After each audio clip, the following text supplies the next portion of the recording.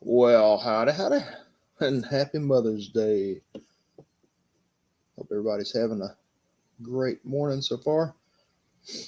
Um, this daily thing's not become a daily thing. I've actually skipped 4 or 5 days, but I guess you can go back and start with one and go in sequence and still get a daily thing going on, building up the library. So today, since it's Mother's Day, we're gonna check out one of the most famous mothers in the Bible. See what we can learn from her. And then my dog's going crazy upstairs, of course. It's just fitting in it. All right, so we're going to go to 1 Samuel chapter 1 from the very beginning of it. And this starts, all of Samuel. This is Samuel 1, 1 Samuel, 2 Samuel. It's all predicated on the events that take place in this first chapter and the acts of Hannah. His mother. That right there speaks volumes to the importance of motherhood and the importance of our mothers. Though historically women have been kind of viewed as in our time anyways, we view them as being secondary. But we also look back and we see the importance of them and how nothing else could happen without their faith and without their, loving the children and raising the children right and devoting them to God, like she does here with Samuel. And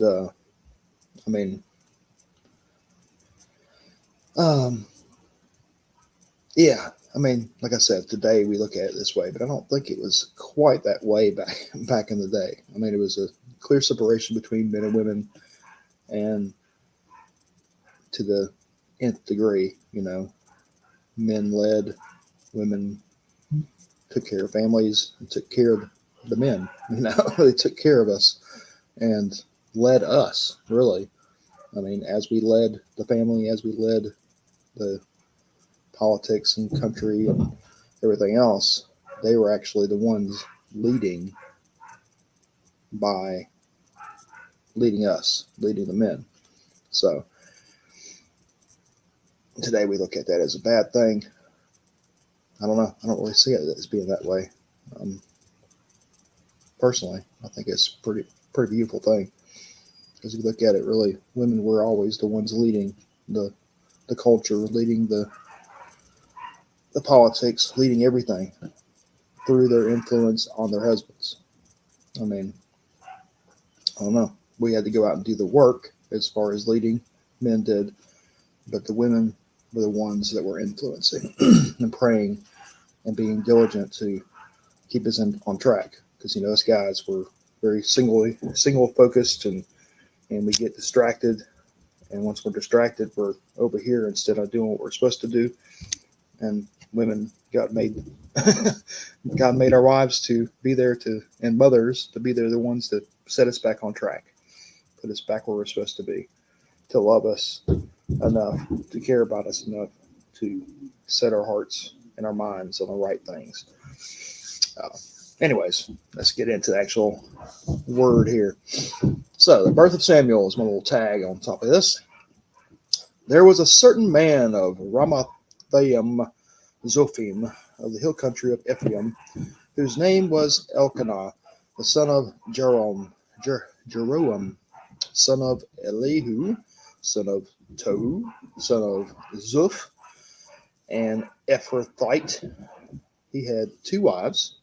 The name of the one was Hannah. That's our main girl here. The name of the other, Peninnah. And Peninnah had children, but Hannah had no children. Okay. And this is a common theme all the way through the Bible, is the infertility, the second child being being of importance. It's always the underdog that God uses. It's so this guy has two wives. One of them has got children. She's blessed by God. She's got that's one of the biggest blessings as a mother back then, as a wife, was to have children and give her husband children as a, sig- a signal of honor and respect. If you didn't have children, you didn't get looked at very well, unfortunately. So, but God, always, but God. Now, this man used to go up year by year from his city to worship and sacrifice to the Lord of hosts at Shiloh, where the sons of Eli, Hophni, and Phinehas were priests of the Lord. On the day when Elkanah sacrificed, he would give portions to Peninnah, his wife, and to all her sons and daughters. He would give portions to Peninnah, his wife, and to all her sons and daughters. Okay, so she had.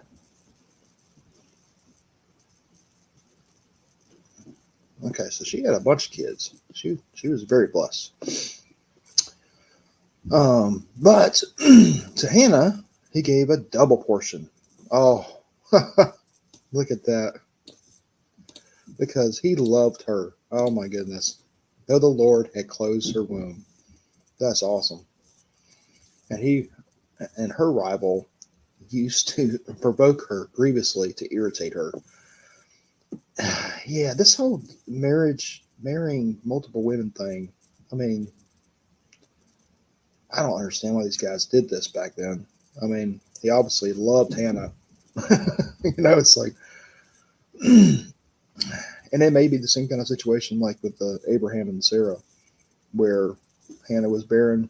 I mean, it doesn't say this, so I don't want to be extra biblical here, but but he loved Hannah. She was barren, so Hannah, I guess it was probably customary. It's like, all right, we'll take this servant and have your children through her because I can't do it. That may be the situation here. That's what it kind of sounds like, kind of alludes to, because he loved his true wife, I guess, Hannah, and even gave her a double portion. He took care of his responsibilities on his other wife, but he definitely had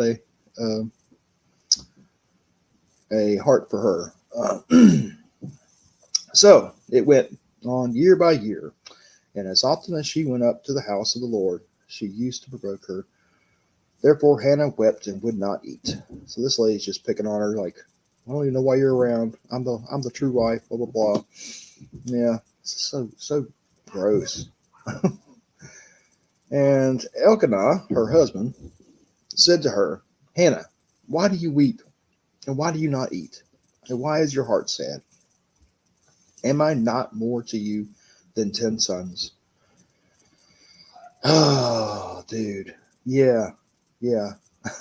And we're like this too. I mean, as guys, we're so, just knuckleheaded about things sometimes and insensitive.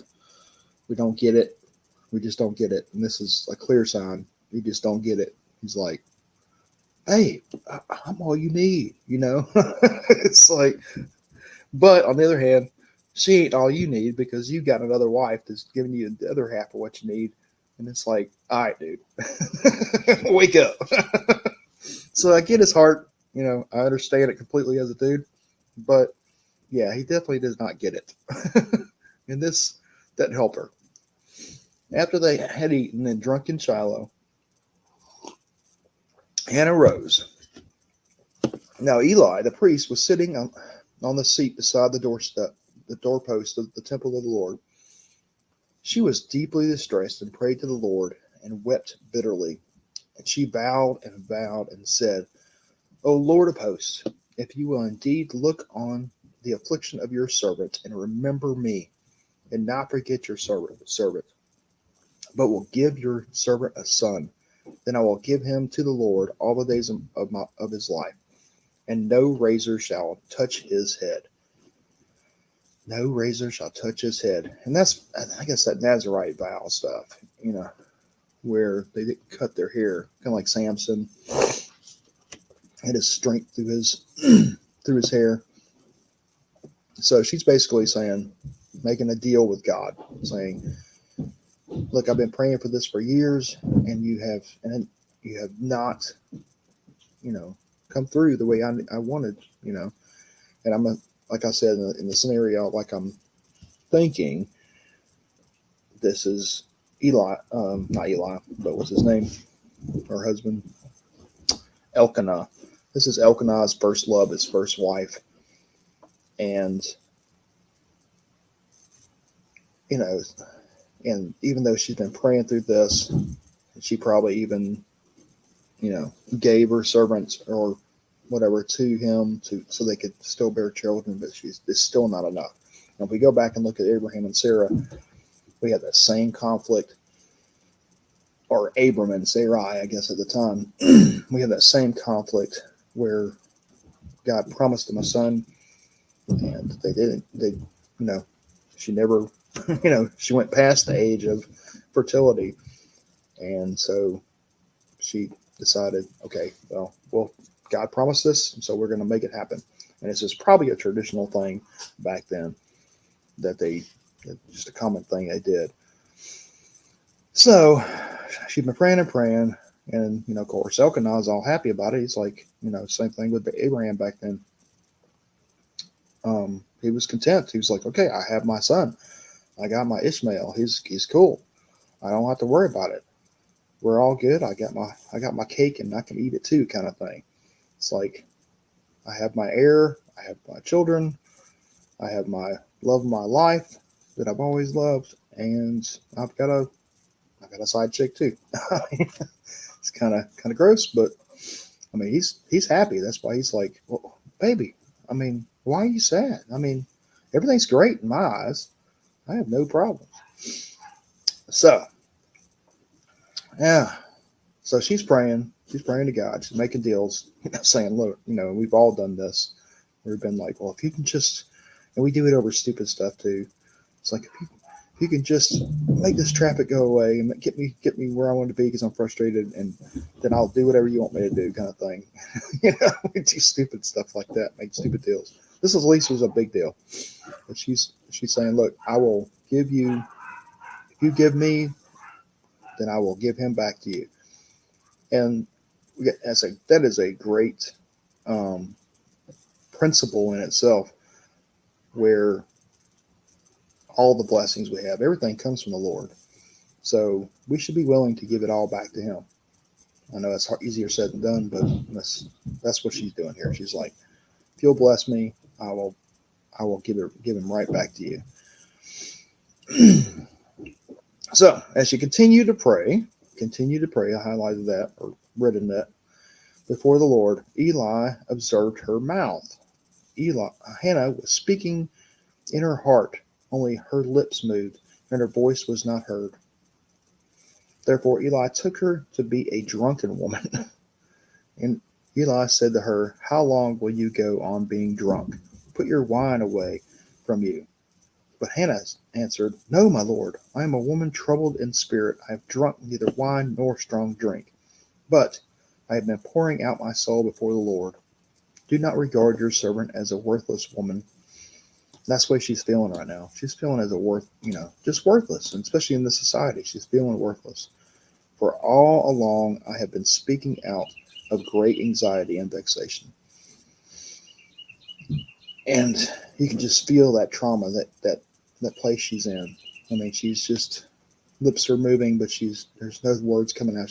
She's so distraught she can't even vocalize her own prayers, and her voice is just not there. I mean, this is to the point where Eli the priest is looking at her like, who is this crazy woman? What is her problem? You know, thinking she's just a stammering around drunk. Totally misread the situation. I mean, this whole passage right here kind of shows us, kind of highlights. And that's what I love about the Bible too, because it highlights the negative of human nature also so much, to where, even Eli, the husband, didn't get it. Eli don't get it. It's like, and this is a good lesson for women too, wives and mothers. that had boys or husbands, of course, um, that don't assume we know what's going on. Don't assume we know the emotional level that's going on, and what may seem obvious to you is not obvious to us. We do not get it a lot of times. We just don't get it. We don't think the way you think. We don't think on that level, on that, and we're over here thinking about the Roman Empire, and the whole world is crushing down in real life to you, and you're looking at us like, what is, why is he not bothered by this? You know? So you got to vocalize. You got to break it down to us. You got to treat us like little boys, and sometimes it just say, look, this is what's going on. This is what I need. This is what I'm feeling. Please help me with that, or just listen to me, or whatever tell us what you need, because we're going to try to fix it too. So make sure you let us know. Do you want us to fix this or not? There's definitely some different brain chemistry going on. So, and Eli didn't get it. So she breaks it down to him like, look, no, I'm not drunk. I am distraught. I am tore up. I feel worthless. I'm coming to you because I feel terrible. Then Eli answered, go in peace, and the God of Israel grant your petition that you have made to him. And she said, let your servant find favor in your eyes. Then the woman went her way and ate, and her face was no longer sad. So Eli didn't really know what was going on exactly. She felt terrible, and she didn't really break down the whole infertility thing. And maybe he got it by the worthless woman comment. But he's basically giving her his priestly blessing and saying, God's going to make a way. Trust him. Trust him. And then right then, she just that word of encouragement gave life to her. And sometimes that's all we got to do in these situations where somebody's just totally distraught, totally down. And us guys don't need to try to fix it. But just encouragement and being there and saying, just reinforcing the power of God and that he can make anything happen, kind of thing. So they rose early in the morning and worshiped before the Lord. Then they went back to their house at Ramah. And Elkanah knew Hannah, his wife. And Elkanah knew Hannah, his wife. You know what that means, right? When they say he knew her, you got to know her. That was, yeah. They consummated the relationship, and the Lord remembered her. Yeah. So this is the miracle part.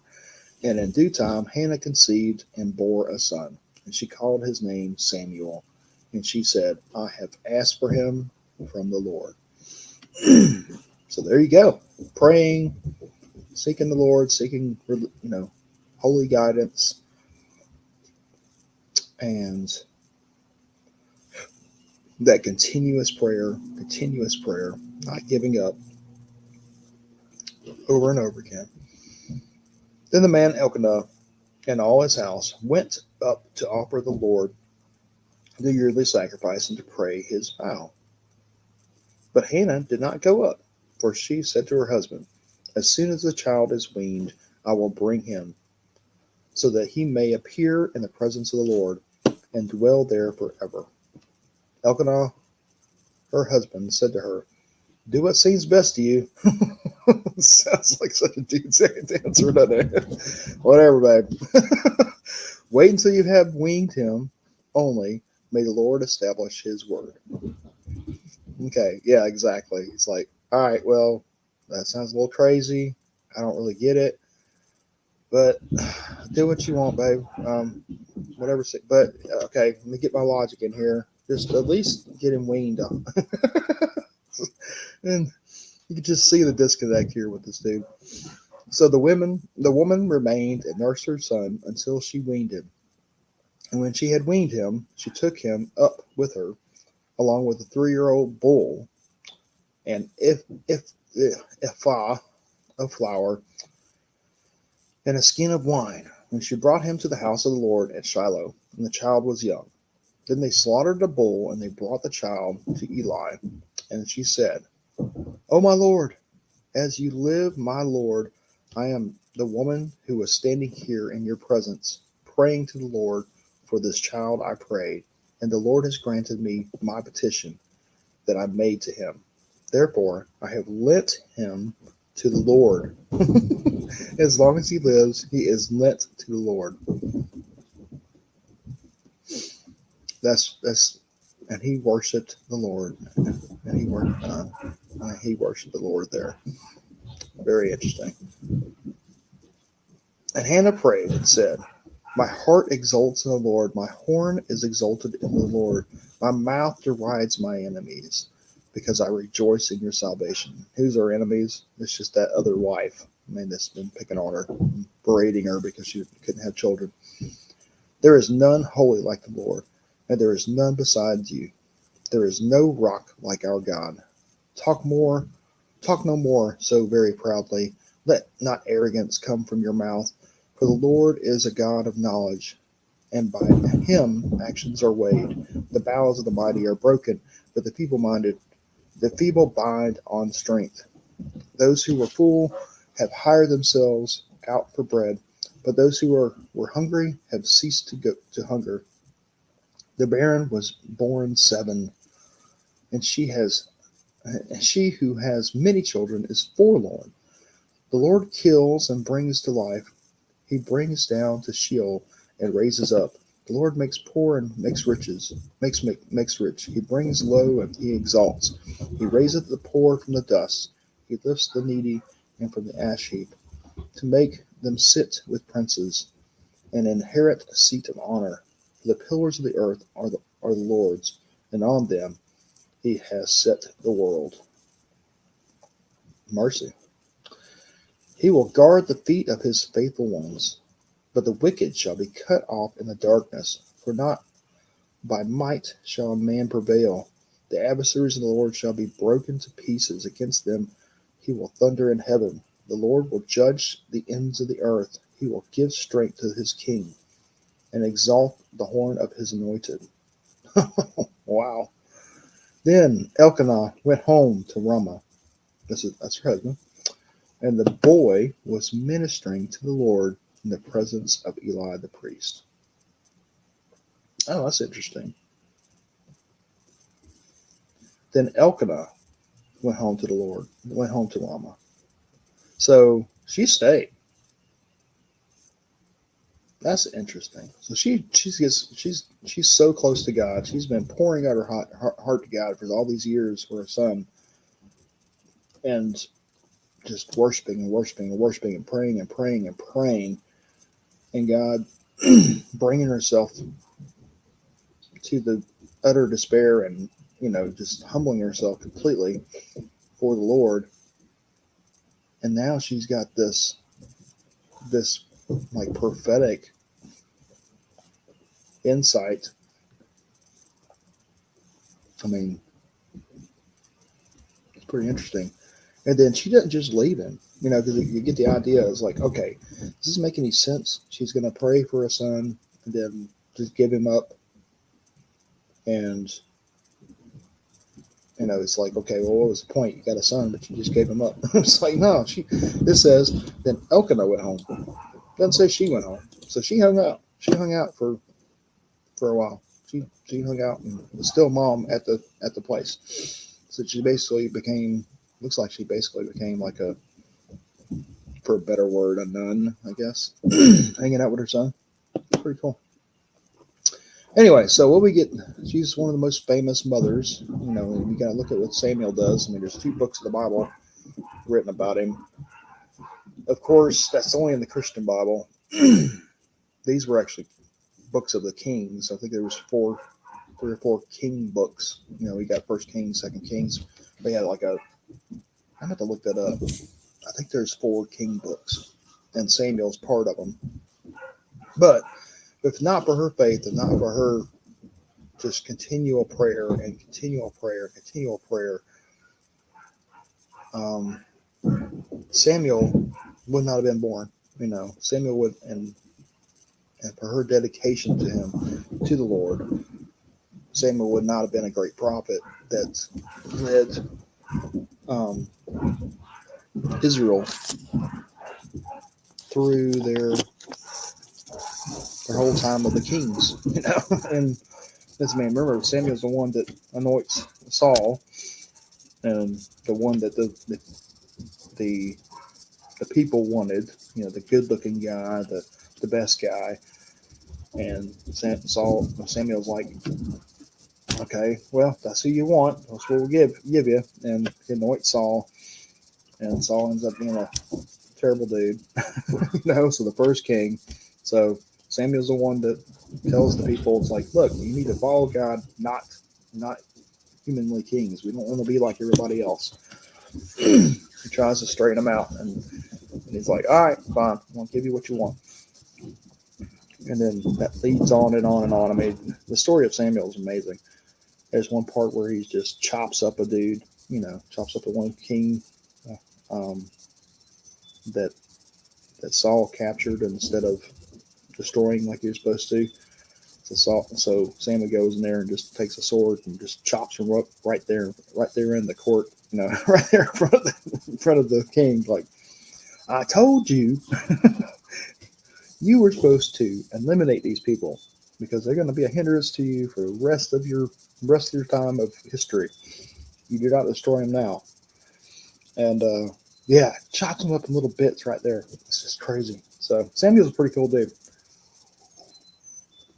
And he wouldn't be around if it wasn't for his mother. The faithful prayer and love of his mother that did not just leave him behind. Because that is kind of a contentious thing. And to see that, then Elkanah went home. That's a pretty significant thing. Insinuating that Hannah did not. So she stood by her boy, even though she gave him to the Lord. She's like, I'm going to lend him. That's pretty interesting. Where's that? Go in peace. Where's it at? Therefore, she lent him. She's like, he's still my boy. It's like, I'm going to give him to you. Kind of like we got our sons in the military right now. And of course, he's about to get married and have a kid of his own. And, my wife's still like, he's still my boy. I might be lending him to the military. I may be lending him to this other girl, but it's just still my boy. He's still my boy. Oh, that never ends. Never ends. So thank you, mothers. Those prayerful mothers that have been praying over us all these years. Thank you for being there. The faithful wives and faithful mothers that really lead us all of our lives and really run the world. I mean, really do. Don't realize the power you have. And it's sad to see nowadays the new culture teaching women that their power is in what they do like a man or something like that. I don't even understand the whole feminist movement stuff, but it's gotten so strange now. It's just totally off the rails. But the importance of the mother is it's paramount. We wouldn't have people if we didn't have mothers, but it's not just having children where the importance is.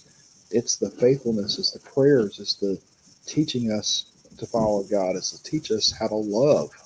I mean, that's what this is. She's teaching complete commitment, complete love for this boy.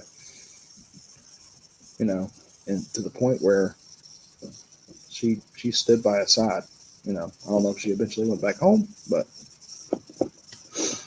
anyways, I hope that was good. Hope you learned something. I think I did. I learned a little bit today. It's pretty cool. But happy Mother's Day. Have a great day. I hope you are honored the way you should be honored, all the mothers out there. All right.